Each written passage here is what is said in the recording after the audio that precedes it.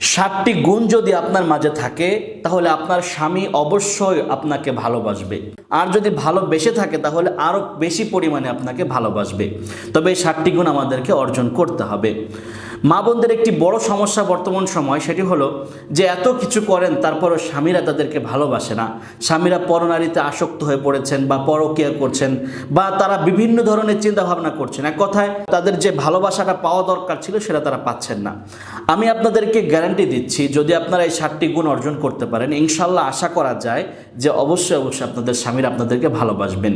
1 নম্বর গুণ, আপনাকে সালেহা হতে হবে, অর্থাৎ এমন একজন নারী হতে হবে যে স্বামীর খুঁত ধরবে না।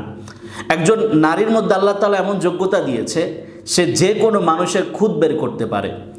তো সেই হিসাবে মা বোনেরা অনেক সময় স্বামীদের বিভিন্ন খুঁত বের করে থাকেন, তাদের দোষ ত্রুটিগুলো সামনে এনে থাকেন। এটা করলে কি হয়, আপনি যখন আপনার স্বামীর দোষগুণ আলোচনা করছেন, দোষগুণ নিয়ে কথা বলছেন, বা তার সামনে তার দোষগুলো প্রকাশ করছেন, এতে স্বামী নিজের দিক থেকে হীনমন্যতায় ভুগে এবং চিন্তা করে যে স্ত্রীর সামনে তো, স্ত্রীর চোখে তো আমি অপরাধী, তো তাকে আমি কিভাবে ভালোবাসতে পারি। এরকম চিন্তাভাবনা আসার ফলে আপনার থেকে আস্তে আস্তে দিন দিন সে ভালোবাসা চলে যেতে থাকে, ভালোবাসতে চায় না।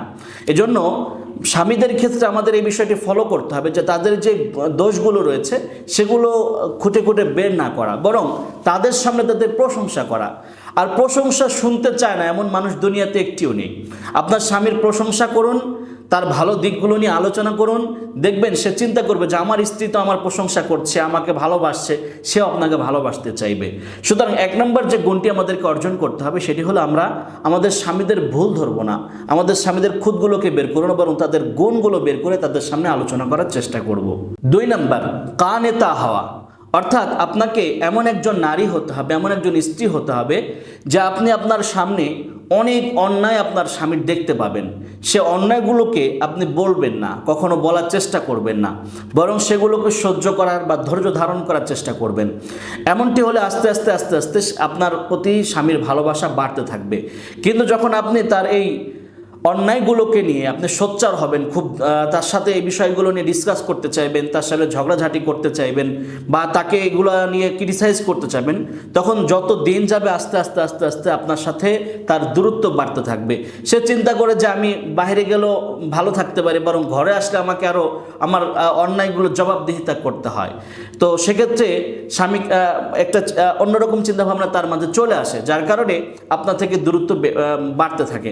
তবে এমন নয় যে আপনি আসলে সমস্ত দোষগুলো এড়িয়ে যাবেন, এমন নয়। বিষয়টা হচ্ছে যে আপনার স্বামী যদি কোনো অন্যায় করে, আপনি তাকে বোঝানোর চেষ্টা করুন, এবং এমন এমন সময় আসে যে সময়গুলোতে আপনি তার কঠিন থেকে কঠিন কথাগুলো যদি স্বামীকে বলতে চান বা বলেন, তো স্বামী সে সময় খারাপ কিছু মনে করবে না। তো ওই সময়গুলোতে আপনি তার সামনে এই বিষয়গুলোকে উপস্থাপন করেন। যদি আপনি সবসময় তার প্রতিবাদ করতে থাকেন তাহলে তো আপনার কথা শুনবে না। তবে এমন সময় আপনি তাকে এই কথাগুলোকে বলবেন যে সময় সে আপনার কথা শোনার মতো উপযুক্ত পরিবেশে থাকে।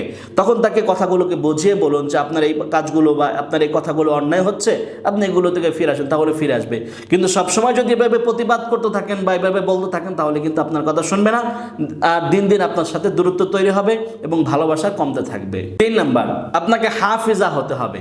হাফিজা মানে হলো হেফাজতকারী, অর্থাৎ আপনার স্বামীর অবর্তমানে, আপনার স্বামী উপস্থিত নেই আপনার কাছে, বা আপনার স্বামী কাছে নেই, সেক্ষেত্রে আপনার নিজেকে হেফাজত করতে হবে। অর্থাৎ আপনার স্বামীর জন্যই আপনি একা, আপনার স্বামীর আমানতের খেয়ানত হয়, আপনার স্বামীর আমানতের খেয়ানত হয় এমন কোনো কাজ আপনি করবেন না। আপনার স্বামীর অবর্তমানে এমন কোনো কাজ করবেন না যেটার মাধ্যমে আপনার স্বামীর হেফাজত।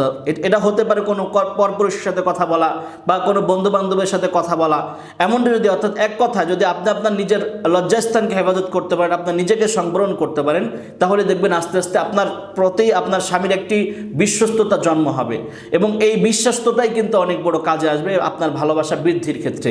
যে সমস্ত নারীদের দেখবেন যে স্বামীরা তাদের প্রতি বিশ্বস্ত না, অর্থাৎ সে মনে করে যে স্বামী না থাকা অবস্থায় আপনি কারোর সাথে কথা বলছেন বা কারোর সাথে আপনার সম্পর্ক রয়েছে, এমনটি হলে অনেক সময় স্বামীরা আস্তে আস্তে আস্তে আস্তে আপনাদের থেকে দূরে চলে যায়। কারণ হলো আপনার প্রতি সে ট্রাস্টেড না, আপনাকে বিশ্বাস করে না।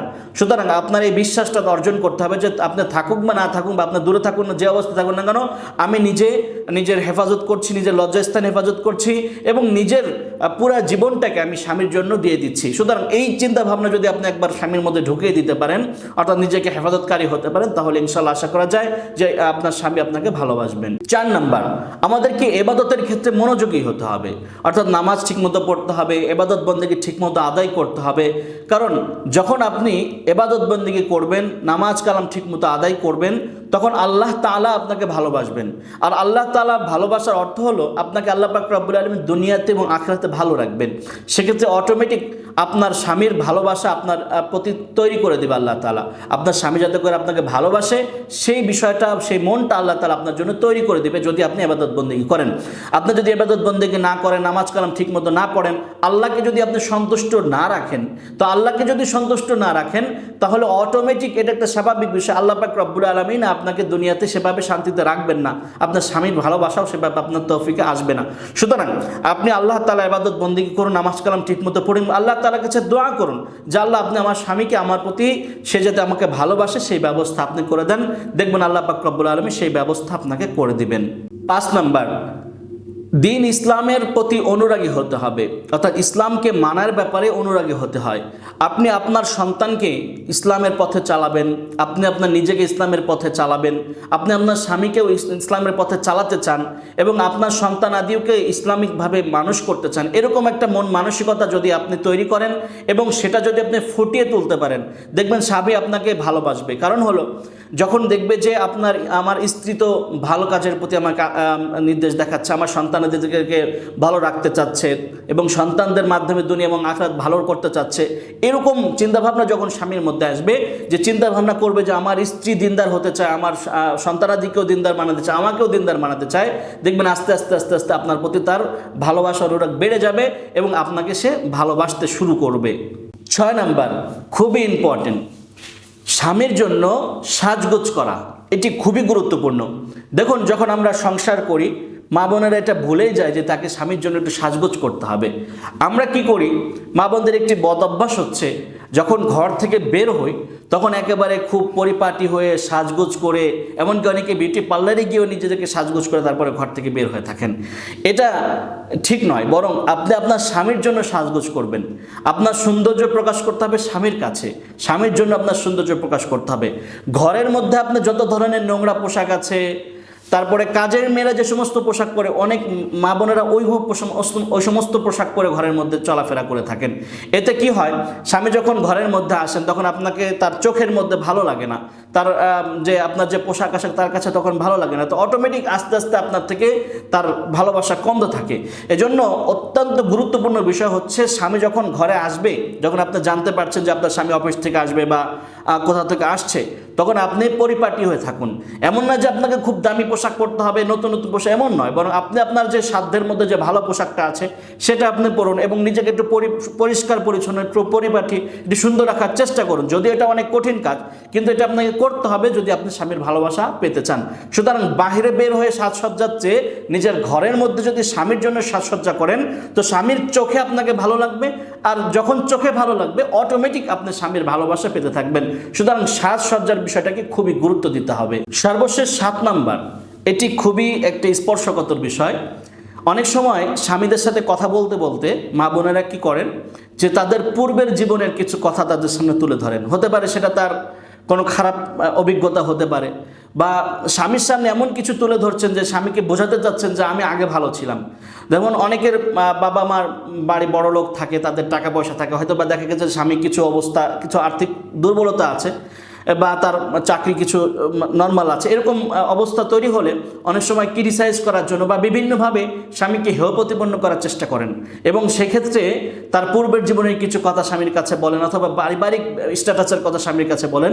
এতে কি হয়, আস্তে আস্তে আস্তে আস্তে স্বামীর মনোক্ষুণ্ণতা তৈরি হয়ে যায়, আস্তে আস্তে আস্তে আস্তে আপনার প্রতি তার ভালোবাসা কমতে থাকে। সুতরাং আপনি এমন কোনো বিষয় স্বামীর সামনে উপস্থাপন করবেন না সেটা সে নিজেকে হেয় মনে করে অথবা নিজের জন্য সেটা ছোট মনে করা হয়ে থাকে, এরকম কোনো কথা স্বামীর সামনে উপস্থাপন করবেন না। আপনার বাবা আপনার মা বাবা বড় লোক ছিল সেটা আছে, কিন্তু আপনার স্বামীর ঘরে কি আছে এটা আপনার মূল। সুতরাং স্বামীকে এই সমস্ত বিষয় নিয়ে ক্রিটিসাইজ করা বা কথা বলা নয়, বরং তার সাথে আপনি চেষ্টা করবেন যেভাবে সে যেভাবে চাচ্ছে সেভাবে চলার জন্য। এক কথায় আপনি একজন স্ত্রী, আপনার এটা চিন্তা ভাবনা থাকতে হবে যে আমি আমার স্বামীকে কিভাবে সন্তুষ্ট রাখতে পারি এবং কোন কোন কাজ করলে স্বামী আমাকে ভালোবাসবে, সেই বিষয়গুলোকে আমাদেরকে প্রাধান্য দিয়ে সেই কাজগুলো করার চেষ্টা করতে হবে। আশা করা যায় এভাবে যদি আপনি নিয়মতান্ত্রিকভাবে বিষয়গুলোকে বুঝে কাজ করার চেষ্টা করেন, আল্লাহ তাআলা আপনার স্বামীর যে ভালোবাসা আপনার প্রতি বাড়িয়ে দিবেন এবং স্বামী আপনাকে ভালোবাসতে শুরু করবেন। আল্লাহ তাআলা আমাদের সবাইকে কথাগুলো বোঝার মতো তৌফিক দান করুন, আমিন।